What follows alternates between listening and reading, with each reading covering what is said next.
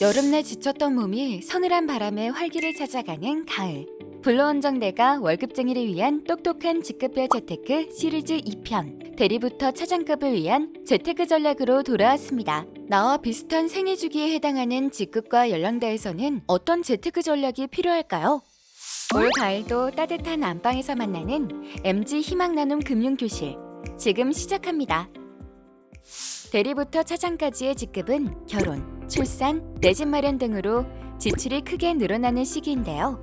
신입사원편에서 합리적인 소비와 절약을 통해 건강한 금융 습관을 형성하고 첫 목돈을 만들어 보았다면 대리부터 차장급부터는 구체적인 재테크 목표를 세우고 더욱 전략적으로 재테크를 시작해야 할 때입니다.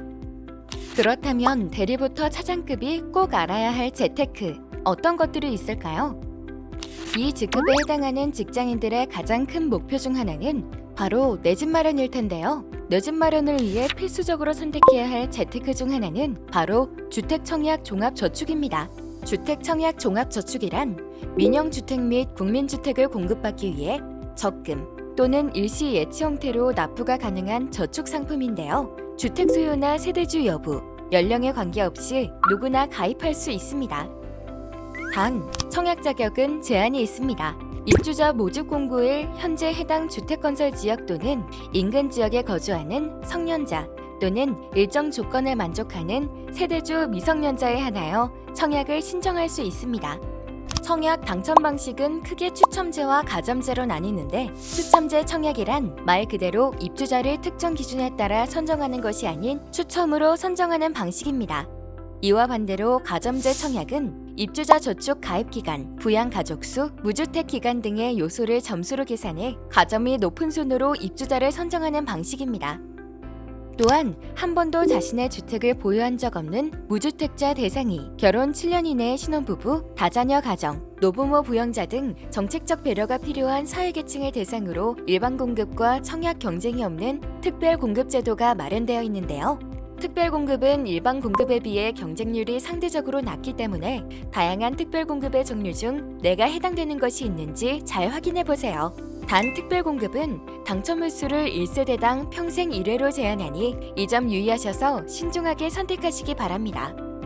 대리부터 차장까지의 직급은 신혼부부 또는 예비 신혼부부가 가장 많은 연령대이기도 한데요. 배우자와 함께 새로운 인생을 걸어갈 신혼부부는 공동의 재테크 목표를 새롭게 세우게 됩니다. 이때 재테크 목표는 장단기를 구분하여 구체적인 숫자로 설정하는 것이 좋습니다. 출산, 아파트 구입, 노후 준비 등의 단기, 중기, 장기 목표를 설정하고 목표별 달성을 위해 적합한 금융 상품 등을 선택해 부부의 재무 포트폴리오를 재구성해야 합니다. 또한 가족의 사고나 질병, 경조사 등 예상치 않은 상황에 대비하여 비상금을 마련해 두는 것도 잊어서는 안 됩니다. 긴급 상황에 비상금이 준비되어 있지 않다면 재테크 자금을 사용하게 되어 재무 계획이 틀어질 수 있기 때문입니다. 비상금 통장은 일반적으로 한 달 생활비의 3배에서 6배 정도를 준비하는 것이 좋습니다. 그렇다면 신혼부부의 재테크 목표 달성을 위해 알아야 할 재테크 꿀팁에는 어떤 것이 있을까요? 첫 번째로 부부의 주거래 은행은 일원화 하는 것이 좋습니다. 급여, 신용카드 자동이체, 공과금 등을 하나의 주거래 은행으로 일원화하고 거래 실적 합산을 요청하면 금리 우대, 수수료 면제, 포인트 합상 등 다양한 혜택을 누릴 수 있습니다. 두 번째, 카드 사용과 연금 저축은 세금 혜택이 유리한 배우자 명의로 집중하는 것이 좋습니다. 카드의 경우 부부의 소득 차이가 크다면 소득이 높은 배우자 쪽으로, 소득 차이가 비슷하다면 소득공제 제한선인 연소득 25%를 넘길 수 있도록 소득이 적은 배우자의 카드를 집중해서 사용하는 것이 유리합니다. 연금저축은 연간 400만 원 한도 내로 연간 납입액에 대한 세액공제가 가능한데요. 총 급여 5,500만 원을 기준으로 세액공제율이 높아지므로 부부 중 소득이 적은 배우자가 우선적으로 세액공제 한도 금액까지 연금저축을 납입하는 것이 유리합니다.